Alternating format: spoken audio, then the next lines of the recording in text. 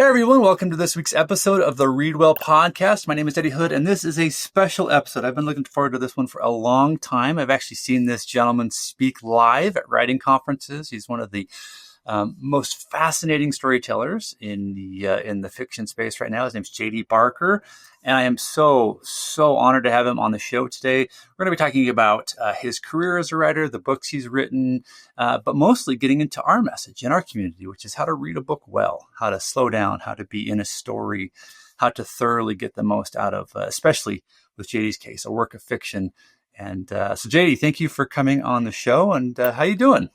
I'm doing great. And honestly, that is a fantastic message. And I do a gazillion of these podcasts and interviews and stuff like that. It is the first time anybody's ever brought up, just taking a breather, reading a book a little bit slower and actually enjoying it. I mean, because a lot of the people I talk to, they'll pound out a book a day, 300 of them a year. And I learned how to speed read when I was a kid, which is great, if you're studying for something, but I don't find it enjoyable at all. It's almost stressful. I have to slow down and I read it in my head literally at, the pace that I'm talking right now. To me, that's when it's fun, you got to get into the story. Are you one of those readers that hears your voice in your head, or do you try to keep it silent? You mean as far as telling the story, the internal voice? Do you hear the words in your head when you're reading, like the conversation? Or do you, no, I do. Yeah. You vocalize. Doesn't everybody? It's always fascinating to learn what's going on in other people's heads. A lot of people in the reading space now are teaching a practice of almost humming and to not vocalize so that you can mentally see the word but not hear it. And that's the practice of speed reading, which for me ruins the book. I want to hear the words. I want to feel them.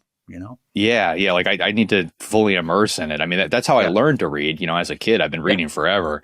And, then when I started studying, I was told, well, you should learn to speed read because you can, zip through your textbook, which is true. So if it's a boring history text, I can fly through it and my retention is nice and strong. But, it's almost like I run every day. And I almost feel like I get the same rush after reading really fast that I get after running. I need to walk, for a little bit to kind of wind down. And if I speed read, it's almost the same thing. I can't speed read before bed for sure. But you can't really see it. But off to the side here in my office, I've got a couch. There's a stack of books there. And I put my phone aside and I pick up a paper book and, I try to get a good hour or two of reading in every day and just, get lost and, kind of block out the rest of the world. That's what got me into this in the first place. Yeah. Nice. I love it. It's interesting. We actually have, I'm an accountant by day. I know that you come from a finance background as well, or a compliance background of some kind. So yeah. So I have blocked that out of my mind. So my last day job I was the chief compliance officer at a brokerage firm, which is as horrible as it sounds. Yeah, but it's one of those jobs, it pays really well. Most people can't do it for very long, 5 to 10 years is the norm. I did it for 23 years, largely because I compartmentalized, I came home and I wrote to stay sane. And, then I would go back into the office and I could separate those two worlds. But, I honestly, I hated every second of it. It's like being an air traffic controller or being responsible for lost luggage at the airport or internal affairs at a police station. Nobody wants that job. Somebody's got to do it. So yeah. Yeah. I used to be an auditor. In a CPA firm. So I was the guy that would walk in and tell you all of the problems with your business and how you're screwing it up 1,000 different ways. Nobody liked to see me. I feel the different role in the accounting world now, but definitely books are the place I go to. I just feel like I'm that 9-year-old kid again. I started with Terry Brooks, sort of Shannara kind of stuff, and just going back to that feeling of sitting by your little reading lamp as a kid and digging into those books. See, I don't know. I need that because if my life was only accounting, I'd probably lose my mind. So, yeah, no, I grew up without a TV in the house. So we were reading it started with the parents reading to us. And by the time I was 3, I was reading and we hit the library all the time. I've always been fascinated by the fact that you can open the cover of something and get completely lost in a, totally different world, with people that don't really exist. And, and to be able to create that, that's it's fun. I literally get paid to make shit up. It can't get any better. Well, I mentioned to JD before we got started, selfishly, I'm trying to follow in JD's example as a finance guy. I'm also trying to write myself, and so this is a fun interview for me. I've got a ton of questions about your path to what I would call your creative self, moving away from that sort of corporate world into kind of what your heart speaks to, right? That thing that makes you sane. I'd love to talk about that today.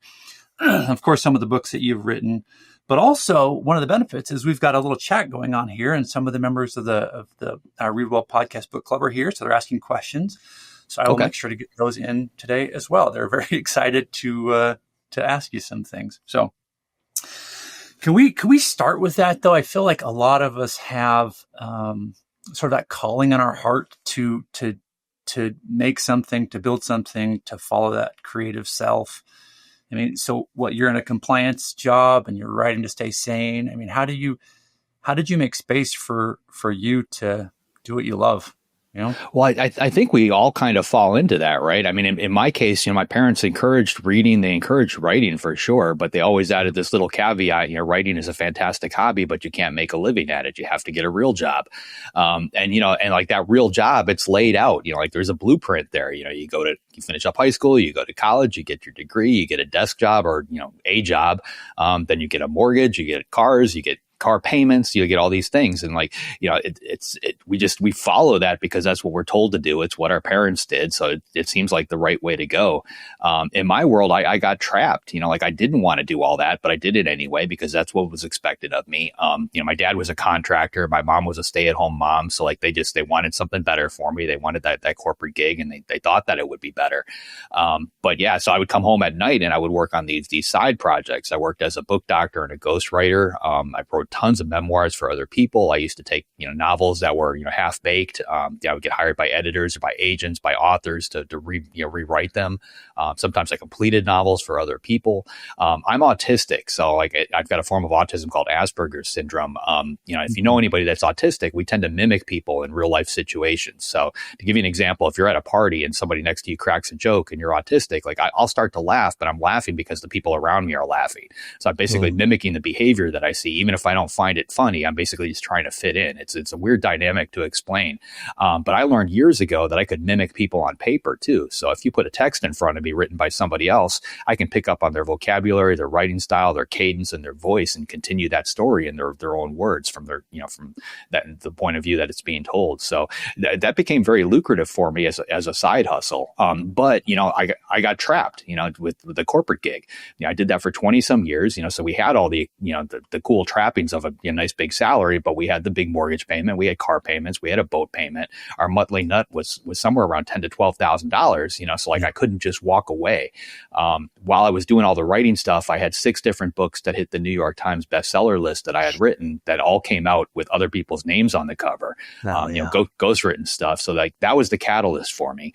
The 6th one hit up and my wife pulled me aside and she said, listen, I know you want to become a full-time author. Let's figure out how to make this happen. So she came up with this crazy plan. We sold everything that we owned, all the stuff. We bought a tiny little duplex in Pittsburgh. It was 800 square feet. We rented out one side to some tenants and we moved into the other side and got our expenses down to the point where we could live off of the savings account long enough for me to write that first book. And, there's nothing like putting your feet to the coals to really get it done. And I needed that, otherwise I'd probably still be sitting behind that desk. I kind of just want to high five your wife right now. That is so cool. She is a very smart woman. Anytime I come up with some crazy idea, I always run it past her because, she will either poke holes in it or she will tell me to move forward. But she's a very bright woman. It's my wife too. She's the same. I like how you talked about voice. And actually one of the questions from a member of the book club is he's talking about how he's got a friend who is a good writer, but you can tell that he's using AI to finish his novel sort of thing. And he's wondering what your thought is on AI and how that's affecting fiction going forward. And it honestly, in today's world, it doesn't work yet. AI is not capable of a creative thought.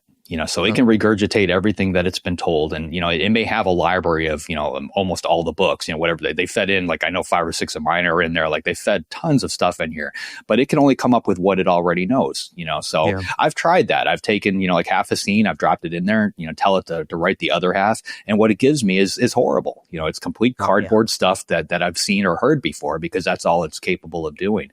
I write books with James Patterson. So if we get on the phone together and we brainstorm an idea, we come up with some crazy stuff out of left field. And like, that is something today the human brain is capable of doing that AI can't. That being said, tomorrow that could change. Like, it is moving very, very fast. At some point, I think AI is going to have a creative thought. It will be able to write a novel. Then it's going to be able to write a good novel. And I think all that stuff is coming very, very quickly. But, you need to take a step back and actually look at what you're dealing with. So to give you an example, if you were to take every Stephen King book ever written and drop it into an AI, basically create a model based on Stephen King and then tell it to write a Stephen King book, it's not going to be able to do it because it's not about the works that he's already created. It's about his experiences. So to actually mimic Stephen King, you would have to take every life experience he's ever had, drop that into an AI, get the AI to forget what he's forgotten, get it to remember what he remembers. Like, all of that stuff is physically impossible. So AI will be able to write a decent novel at some point, but it's going to do it in its own voice. So as an author, you need to double down on your own voice. My voice is different from Stephen King's. It's different from John Grisham's.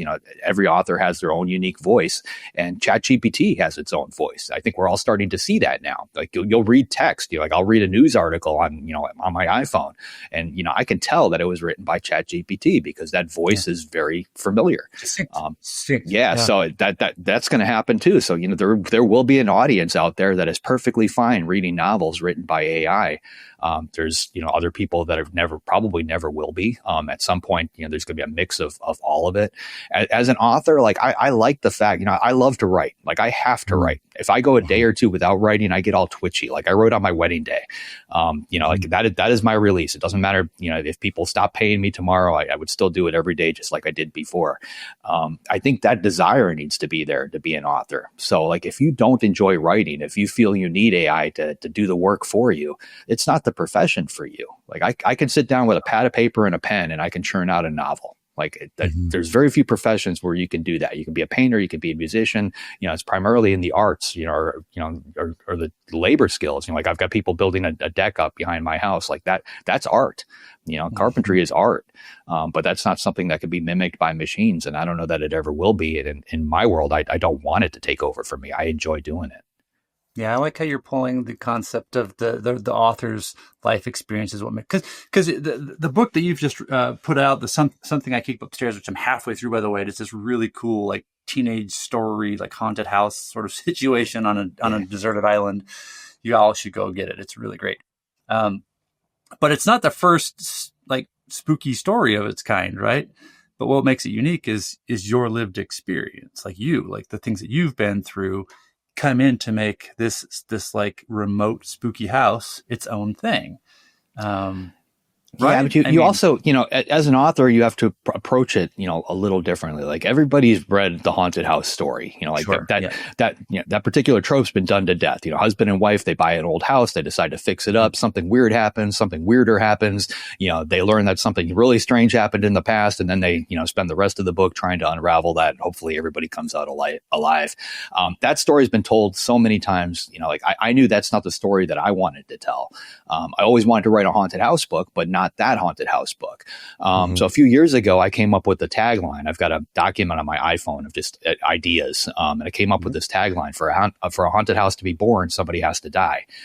So I knew that was going to be the basis of my story. So in this story, we've got a 17-year-old kid. His grandmother passes away and she leaves him a house. It's a perfectly ordinary house. It's on an island, all by itself right off the coast of the mainland.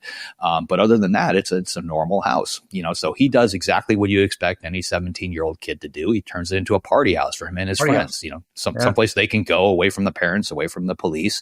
But even that gets old after a while. And then somebody raises their hand and say, hey, what would it take to turn this house into a haunted house? So they start exactly where you would expect. There's a couple of scary stories. There's a Ouija board, but that tagline for the book, it's right there on the cover: for a haunted house to be born, somebody has to die. So where they're going. But the book itself is all about the journey. And like, that's what makes it unique, because that particular haunted house story has never been told before. So, if you're writing books, if you're an author, that's what you have to do. You can't just write a serial killer novel. You have to write a serial killer novel that hasn't been done before. Yeah, and I think the best way to do that, at least from what I'm hearing, is one, being patient for the right idea, but also two, applying the things that have happened to you in your own personal life to give it a little bit of a spin. Right? There's like a J.D. Barker filter in front of your stories that makes your stories, right? Yeah, absolutely. Like I had that tagline that I mentioned, sitting on my iPhone for like 3 or 4 years, and I was waiting for the right, piece to fall into place to actually write it. I moved to a little island off the coast of Portsmouth in New England back in 2019 called Newcastle, and I go for a run every day. I do a lap around the island, and at one point when I stand out on the beach, I can see Wood Island, which is a tiny little island right off the coast. It's about a quarter mile out. It's only about an acre. There's one house on it. And it's real, but like it's far enough away where, you can't really tell what's happening out there. You might see a light turn on, you might see somebody walking on the beach, but you don't know what's going on. So like that sparked that what if gene in me, so I paired that house with the tagline for the book, and, like that became the basis for my haunted house story. And once I did that, I hit the ground running. Yeah. I love it. That's really, really cool. Well, one of the things I like about fiction is, I'm always curious to know what the characters are feeling, but I can't get into a book if I don't feel something myself, right? I have to feel something. And what I like about this specific book is, man, it's just throwing me back to the time when I was like 14, 15, 16, 17. I feel like I'm with all my buddies again and we're doing stupid stuff. And then things are happening that I can't. So it's nice. It's like going back and being a teenager again and feeling all those wild thoughts. Meanwhile, everything's sort of falling apart around you. So yeah, it's great. Well, that's one of those things that, being autistic, my memory works very weird. So I can pull back and recall stuff from when I'm, was 5 years old, 6 years old, or a teenager, fairly well, and put that back down on paper. So I'm lucky when it comes to that. Let's take a second and look at your career. So you worked in corporate for a long time, and then your first book, remind me if I'm right here, you were 42-ish when it was published? 43. 43. Okay. Yeah. Yeah. And you've put out quite a few books. I mean, you're cooking, you're really producing some good stuff. I feel like I've been storing it up, for years and years. It's just and it's how all this stuff he's writing. It's one of those things, like people ask me all the time, like, well, what would have happened if you started publishing, when you were a kid, or when you were, in high school or college or something? And honestly, I don't think it would have, the books would hit as well as they're hitting now, because I had those 20 some years working as a book doctor and a ghostwriter to kind of fine tune everything. One of the reasons why I'm just good with character voice is I wrote so many memoirs for people. I wrote a memoir for a female politician, and I wrote, first person in her voice. So I can get into the head of other people. I think I've done that so many times. It makes characterization, that much easier. But yeah, I mean, it takes me about 3 to 4 months to write a book nowadays. I'm doing this full time. I do about 2,000 to 3,000 words a day. My quitting bell rings at 3:00. So, I found a good pace, I think. What time do you get started each day? 7. Well, my alarm goes off at 7. I told myself when I left the corporate world, I'd never set an alarm before 7:00. My day, I basically get up at 7. I, get dressed, get ready, say hi to my wife and my daughter, grab some coffee, and then I just hit my desk. I turn off the internet when I first sit down. I don't want to see anything online. I don't want to see emails come in, nothing. Yes. Knock the words out. Once I hit that word count, then I flip on the internet, and the whole business side of this, comes flooding in, and then I deal with that. So aren't we a little backwards, though? I mean, you're the guy that was chosen by Bram Stoker's family to take on the continuation of Dracula. You're writing thrillers. Shouldn't you be working in the middle of the night and sleeping during the day? I mean, I've tried it, and I think everybody needs to find, because I've got plenty of author friends where that's the only time they can write. Yeah. But my wife was kind of like that, because she's a writer too, and she would had to write when our daughter was sleeping. So a lot of times that was at night. I've tried writing at night. I've tried writing during the daytime. For me, it's best first thing in the morning. If I get interrupted by stuff, we've got this construction going on at the house, so I'm dealing with contractors, that throws my rhythm off, and I usually don't do as well for the day. So I try to get it done. And for me, it feels nice to just accomplish it, be finished with it. I usually get the words finished by about 10:30 or 11. So I feel like I've done what I need to do for the day. So the rest of it's gravy. If I wait, then it's hanging out over my head. I still have to do this. I still have to do that. I don't like things out there on the to-do list. I love that schedule. Actually, as I mentioned, I'm trying to work on my skill of writing, and I'm actually on the exact same schedule. I start at 7 in the morning every day, and I'm usually done by 10, because I got to go to do the accounting thing, right? But I got 2 or 3 hours, and I'm trying to hit 1,000 words a day. And it's if I hit it, the rest of the day can fall apart. Everything can go bad, but I'm cool as a cucumber because I got the writing thing done, right? It's just wild how it stabilizes me. So yeah, I mean, it's just any kind of goal, I think, being able to get it just done first thing in the morning, I think is healthy. Yeah, cool. We got a couple of questions here that I want to get into. Somebody's asking what it's like to work with James Patterson. He's fun. So if you've ever taken his master class online, he's got one you can take to learn how to write. It's basically just like that, except he calls you and tells you everything you're doing wrong.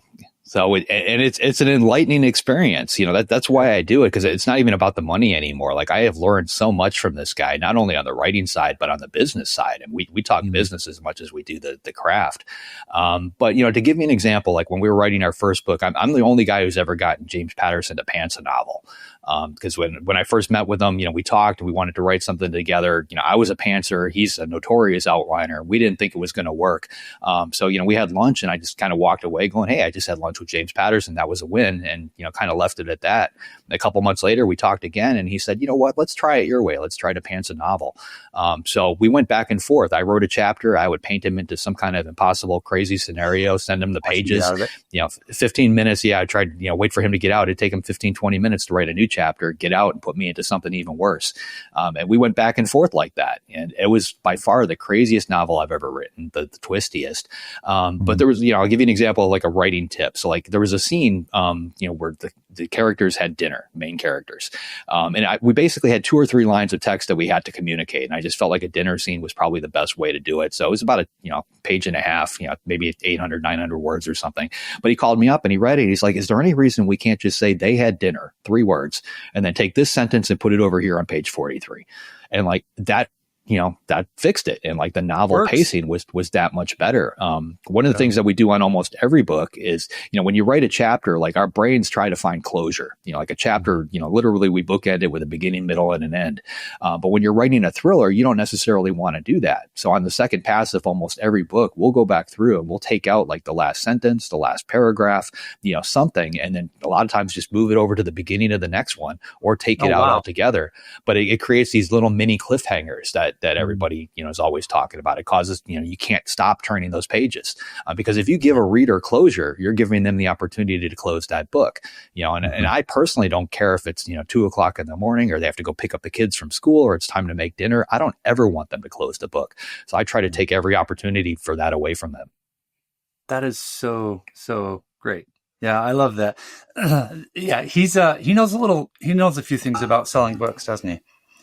He does, yeah. So he's been helping me. You know, I recently signed a deal with Simon & Schuster, where I created my own imprint. So I've got my own publishing house through Simon & Schuster, and I'm putting out a ton of co-authored titles. And like all of this is with his guidance. I'm basically recreating the James Patterson model, but you know, the 2.0 version of it for the 2025.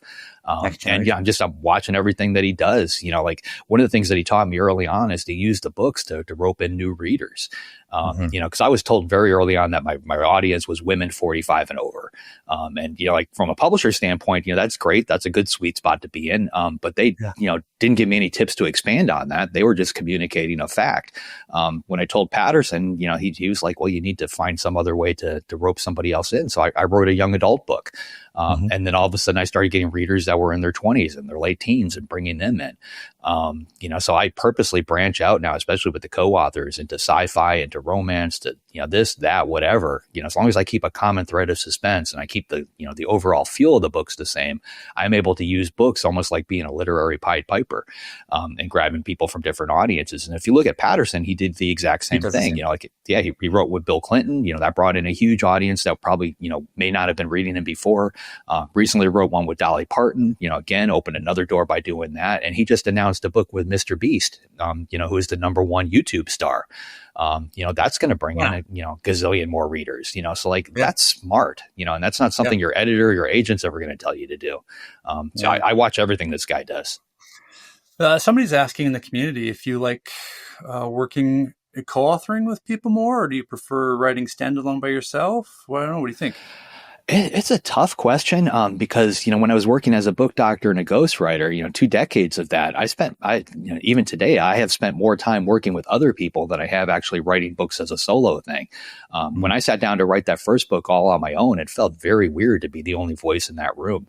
And, a lot of times working with other people, it helps me recharge the batteries. I like having that fresh take on stuff.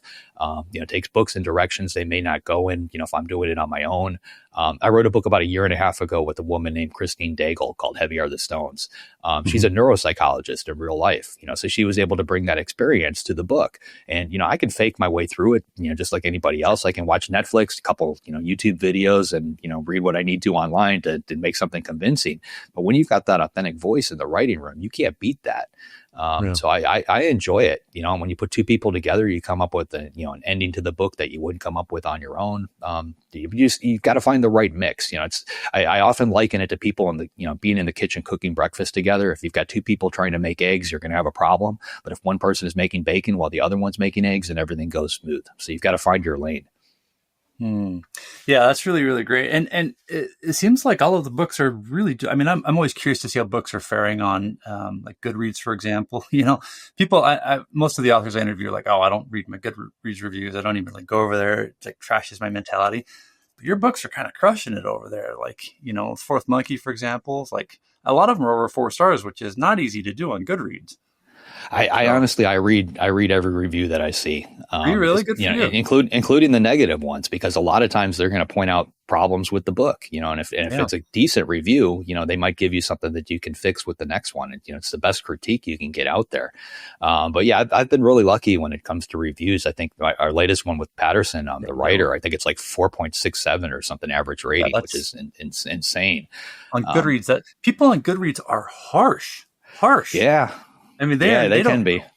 They don't hold back. So I'm looking at your books going, like, these are all rated really well, which is just fantastic. So fingers crossed it keeps up. Yeah, good for you. And I like that you're actually reading them. Do you think that's part of your corporate background, just like getting feedback from a market and adjusting kind of thing? When I finish the words for the day and I've put that business cap on and, you're literally getting thousands of people to give you their opinions. And if the opinion's valid, like if I see the same thing being pointed out as a problem over and over again, I adjust for it. I particularly now with co-authors, because I am using that to branch out, like I'll write books with people that are very different from my own writing style, which means the books have to be marketed a little bit different. So I use the reviews to figure out whether I'm hitting the right audience. I use the reviews to adjust the Facebook and Amazon ads, the messaging for advertisement, all that stuff. It's all based on reader reviews. Yeah. Can we take just a second and talk about the classics, right? So, you definitely sort of continued the Dracula story. I know you've talked about that 1,000 times. So I'm not going to touch on that too deeply because I think everybody knows that about you and it's just fascinating. What I'm curious about though is I read an article about you talking in concern your love for Charles Dickens' Great Expectations. Let's talk about that. That is still my all-time favorite book. I read it at first when I was a kid. I was probably, I don't know, maybe 6 or 7 or something when I read it the first time. Read it a bunch of times, because it takes on a different meaning as you read it different times of your life. But there's something about Dickens, his writing style, he ropes me in, and just the stories themselves, the characterization, you just can't beat it. I'm listening to the audiobook for Count of Monte Cristo right now.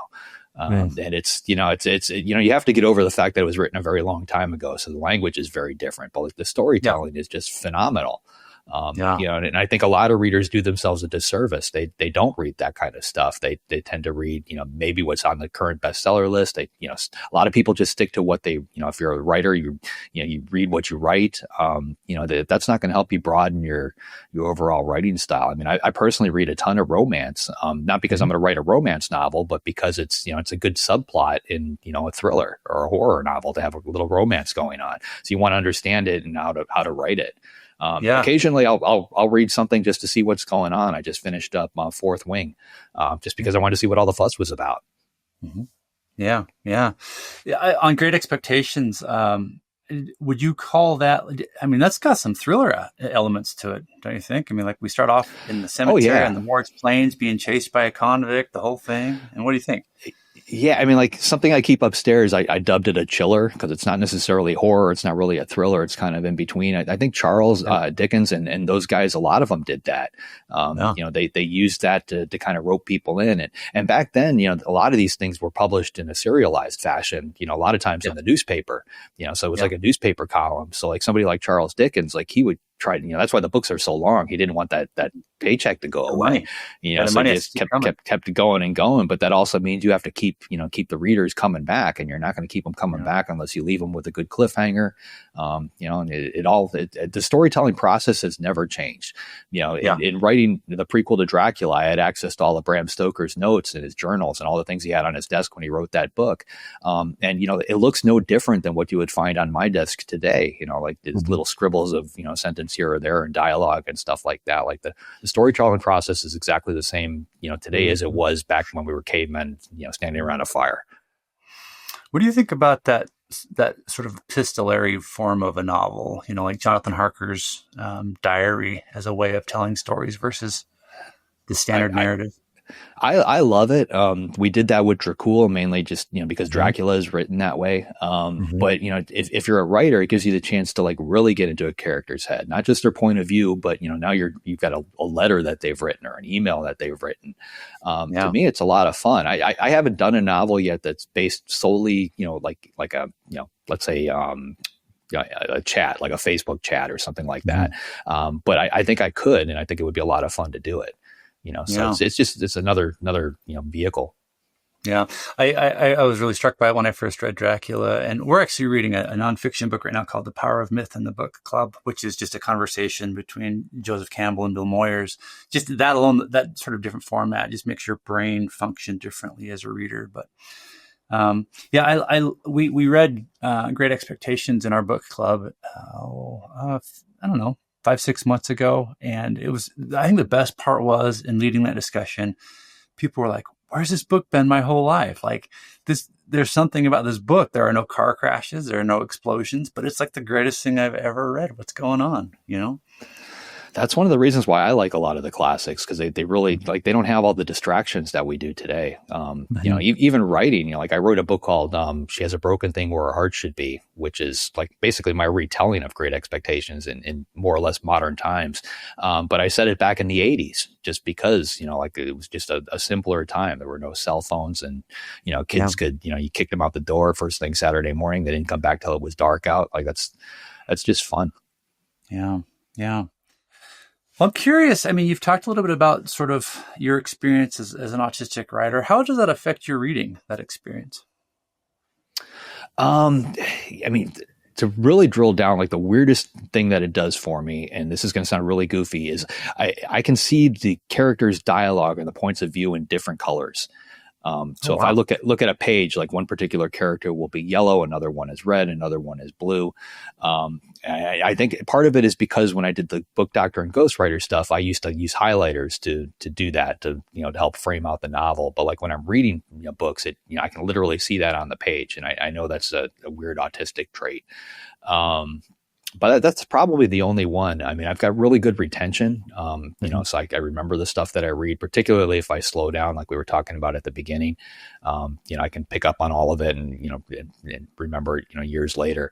But that's probably it. Other than that, it's not any different. Yeah, good. Well, let's dig into that concept of slowing down for just a minute, and then I'd like to send people to your webpage and to go out and get all of your books and what have you, because it's been a lot of fun reading your work. But when it comes to reading a book well, reading deeply, we've talked a little bit about speed reading. I don't know, what are your thoughts on being with a book? I've got The Grapes of Wrath here. We just finished this in book club. Like, what does it feel to you to like just be with a book and be in it? And what are your thoughts or tips on reading slowly, reading deeply? I think it's more than just reading slowly and deeply. Like I prefer to have a paper book, in my hands. It's like that chair over here, or the couch I'm talking about, like there's nothing but hardcovers and paperbacks and stuff piled next to it. Mainly because, there's no messages popping up on the screen in front of me when I'm trying to read. Like all that stuff is distracting and it takes you out of the story. It eliminates the fact that you could be relaxing. When I was a kid, like I opened up a book to forget about everything else that was going on in the world. I want to continue that. And I think that's honestly coming back. Like print book sales are up. Ebook sales aren't necessarily going down, but people are, they're migrating over. In a lot of ways, I think we have influencers to thank for that, because, what I'm finding in my world is, if an influencer wants to review one of my books, they want a physical copy in their hand so they can use it as a prop.